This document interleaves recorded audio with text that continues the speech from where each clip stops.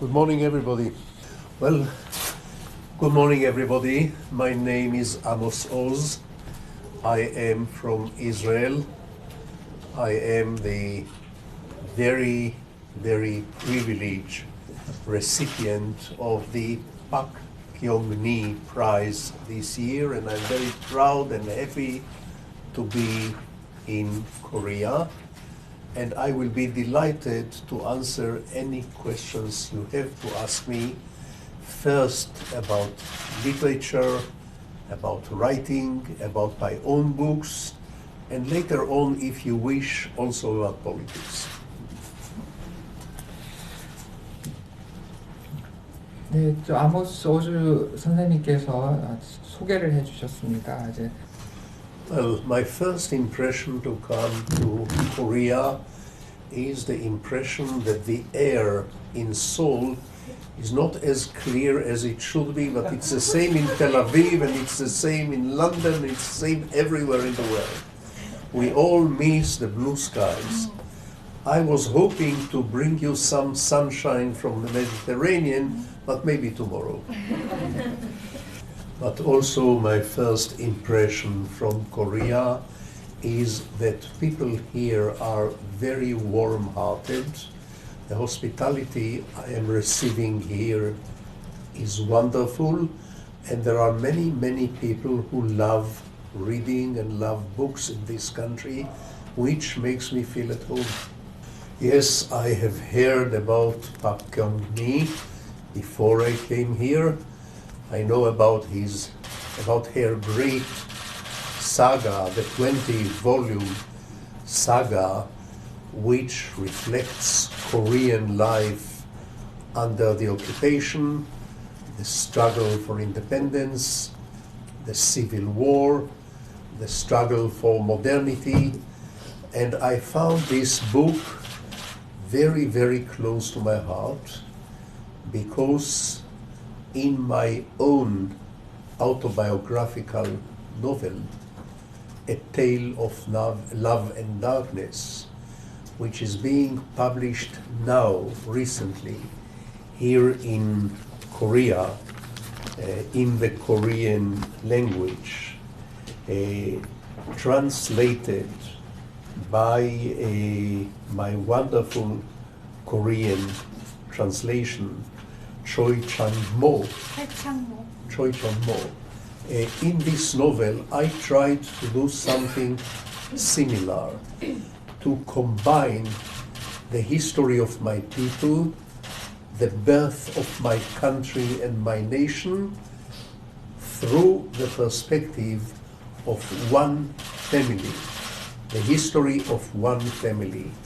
So much like Bakgyongni, I tried in A Tale of Love and Darkness to combine historical saga with a piece of chamber music.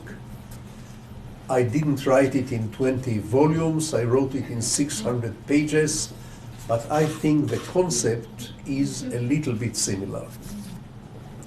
Well, the process of writing, I cannot represent all the writers. I can only speak for myself, and even that when I have a good day. So, for me at least, writing begins with characters, not with plot, not with scheme, not with ideas or messages. It always begins with people. A woman, a man, another woman, a child, a grandmother. Those characters come to me, I don't know exactly where from, because I don't use models from real life, but those characters come to me, and for sometimes I don't write even one word. I just walk around pregnant with those characters, as if I am pregnant with them. And I listen to them, and I know more and more and more about every one of them, where they come from, what they want, what every one of them is ashamed of, what one of them dreams about. At all this time, I still don't write a single line. I just get to know the characters. When they start doing things to each other, that's when I start writing. The plot is what my characters are doing to one another. And then I write. And when I write, I very often fight with the characters. They say, look, I think I want to go there. And I say, no, it's not not in character for you to go to this place. And she or he will say, who are you to tell me what is in character for me and what is not? And I will say, look, I'm sorry, I am writing the book, not you. So the characters and I are always struggling about the creation of the book. But you know, this phase in the writing, when the characters fight with me, that's when I know that the baby inside my body is alive, it's kicking me. Well, to write about a person of the other sex, of the other gender, is a great adventure for a writer. For a man to write about a woman, for a woman to write about the men. When I wrote my Michael, I was 25 years old, and I was sure that I know everything about women. Today, I don't think I could write the same book because I'm not so sure anymore. My Michael was published in 35 languages and read by millions of people, mostly women. Some women wrote me letters saying, how could you know so much about a woman? You are not a woman, how could you know? And other women wrote me letters saying, no, you don't know anything about women.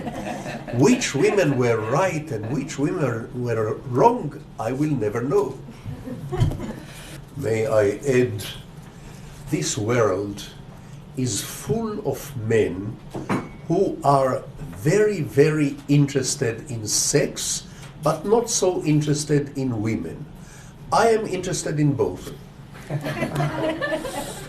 These are some questions squeezed in one, and I will try to answer them one by one. The history of Korea, as I know about it, is a big tragedy. First, the occupation, the Japanese occupation, the oppression, the cruelty, the demolition of the country by the occupiers. Then the struggle for liberty and independence. Then the civil war between North and South, between two civilizations really. Then the partition of the country, which was also a division of some families. This is a deep tragedy, and it's not yet over. But in the middle of a Korean tragedy, there is a very remarkable achievement of the Republic of Korea. Material achievement, educational achievement, cultural achievement. Many Israelis admire those achievements. Now, Israel and Palestine, there are some similarities. The oppression, the persecution, the suffering, the injustice, this exists also in our country. Just like the Korean people, the Jewish people suffered for thousands and thousands of years oppression, persecution, exploitation, humiliation. In the land of Israel, there are two peoples, and that's not like Korea. That's where we differ. Because in Korea, the North and the South are essentially the same people and they speak the same language. It's a family that had been divided by force, by brute force. Israel and Palestine are not one people. They are two peoples. Those two peoples claim the same country, and both of them are right. The Palestinians have no other country. The Israeli Jews have no other country either. They must divide the house into two smaller apartments. As a writer, I have been struggling, and my colleagues have been struggling for 50 years now, in favor of historical compromise between Israel and Palestine based on the creation of two states in the same country. Palestine in one part of the country, and next door to it, Israel in another part of the country. This is not popular in Israel. Many of my people don't like me for my politics. I am regarded by some Israelis as a very dangerous traitor, but I have always believed that Israel and Palestine is not a Hollywood Western film about good guys and bad guys. No, it is a tragedy. It is a clash between right and right. It is a clash between victim and victim. It is a clash between two peoples who love the same country, and both of them are right. May I add to this, as a novelist, as a writer, very often my business is to give voice to both sides in a conflict.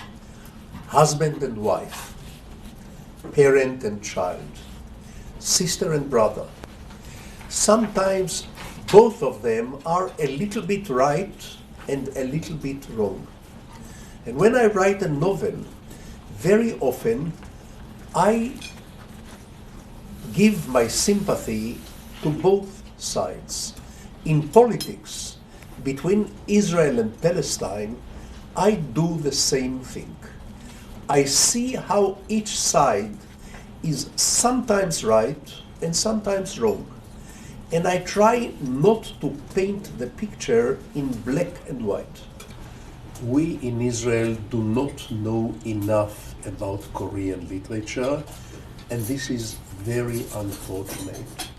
I remember many years ago a short anthology of short stories from the Republic of Korea translated into Hebrew, but that was many years ago. After that, I haven't read in Hebrew in Israel anything translated from Korean into Hebrew, but I have seen some films made in Korea. Some of them were excellent films, but not enough literature. And I wish there will be more Korean literature in Israel.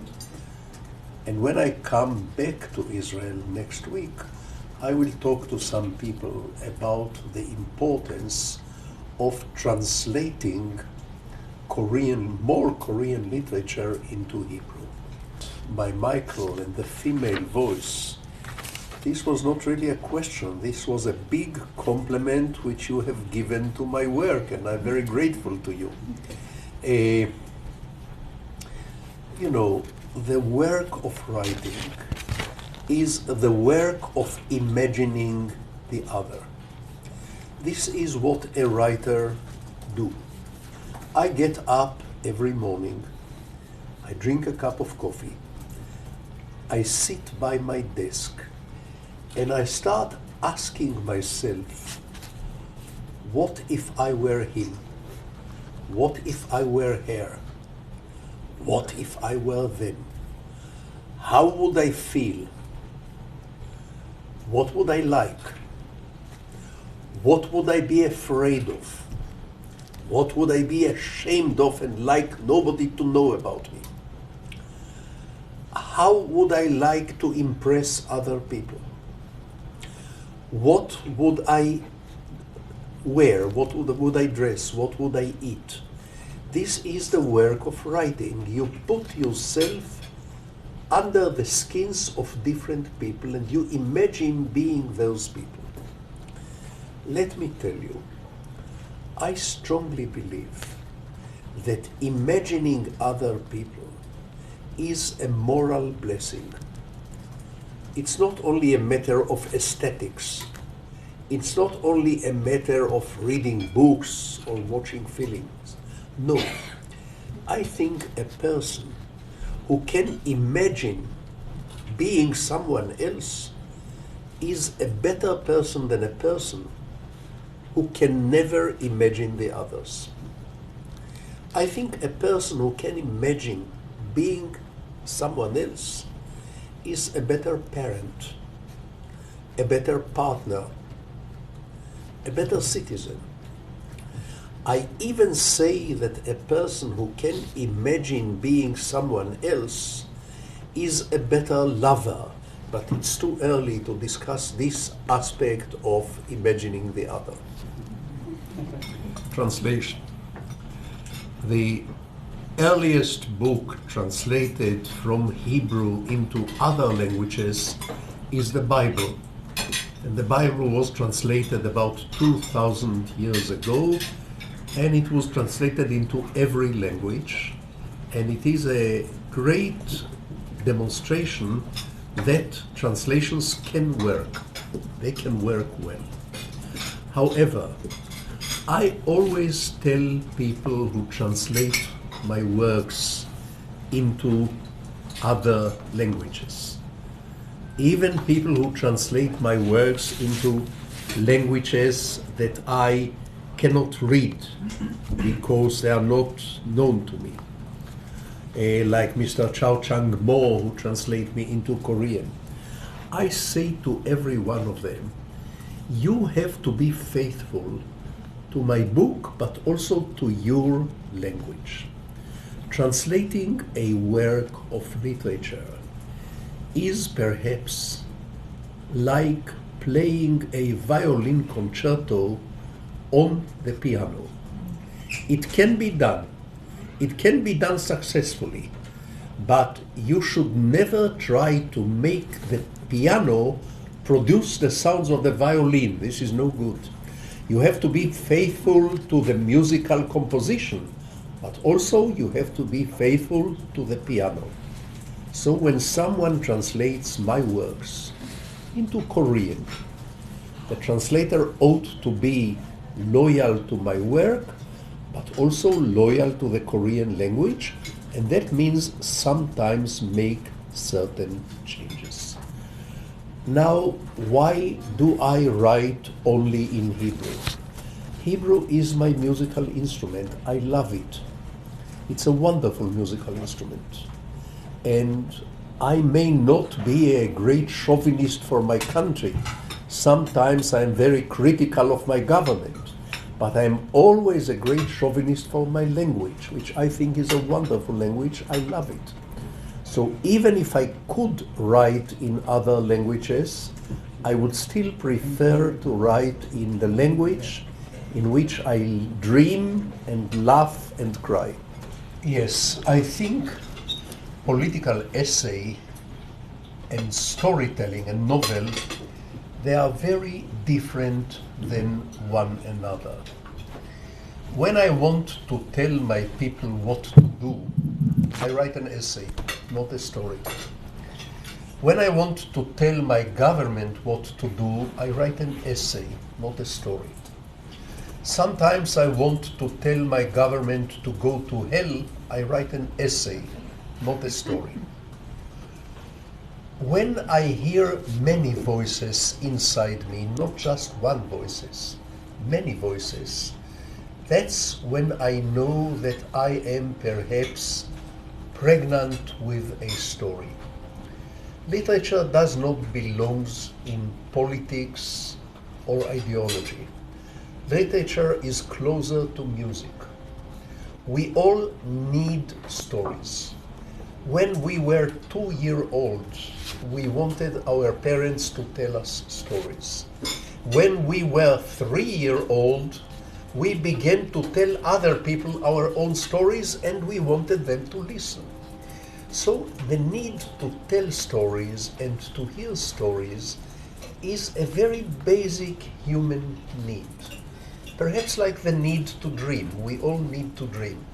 We don't dream in order to express political idea. We dream because we tell ourselves a story. We dream because we remember the dead. We dream because we fear and hope. This is where literature belongs. And this is why I have on my desk 2 pens, not one. Very simple pens. One is black and one is blue. One is to tell stories. The other one is to tell the government to go to hell. Different pens.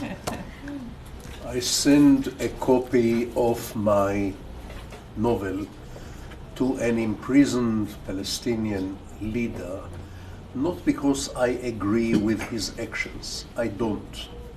Not because I agree with his politics. I don't.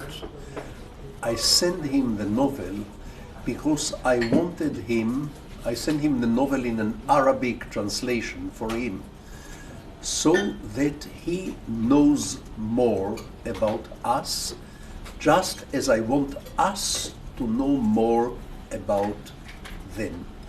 It is very, very important for people to know more about their enemies. It is even good for people to know more about their children or about their parents, not just about their enemies. It is even good for a person to know more about her or his spouse, not just about the enemy. And literature is the best way to become familiar with different people. When you read a novel, you are invited to the living rooms of other people, to the kitchens, to the children's rooms. When you read a novel, you are even invited inside the bedrooms of other people. So literature is very good to bring people to know each other better. This is why I send this Palestinian leader a copy of my novel. As usual, I do not agree with my Prime Minister. This is very common.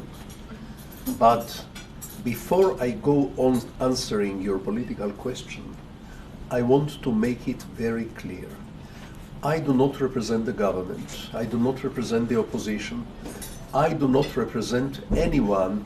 Sometimes when I have a lucky day, I succeed to represent myself. Now to your question. The Prime Minister of Israel is trying to paint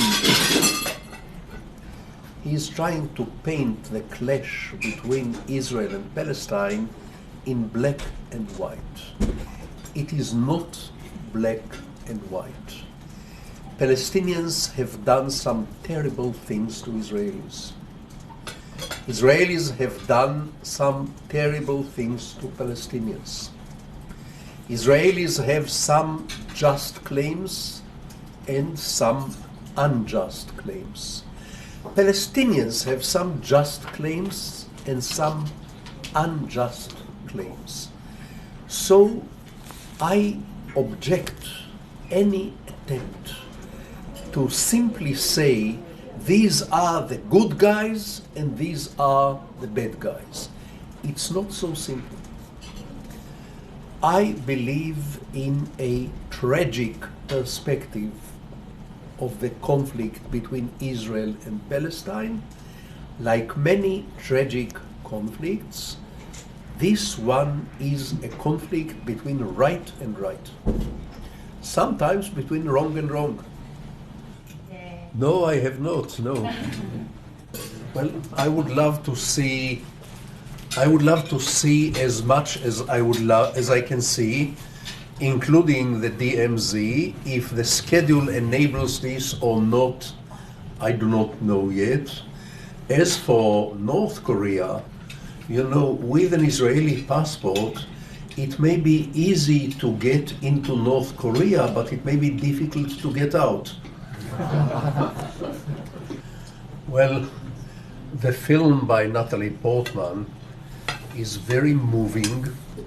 very touching, very well acted. It only covers a certain portion of the novel. It cannot cover the whole saga with the 600 pages, but I think Natalie Portman did very well in covering her particular part of the novel. She did very well. But may I add, it is always a very strange experience to watch on the film screen somebody who is supposed to be your mother, someone who is supposed to be your father, and someone who is supposed to be you. It's a very strange experience.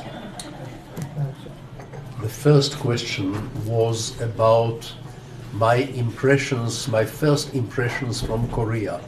And I've only been here some 20 hours. But now I can add to my answer that among my first impressions is the fact that some Korean people ask very interesting questions.